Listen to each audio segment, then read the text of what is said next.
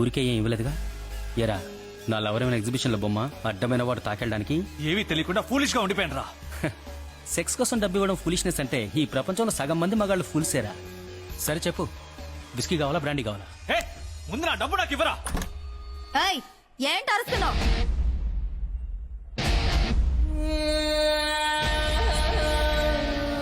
ఏమిచ్చావని? ఊరికే ఇచ్చావా?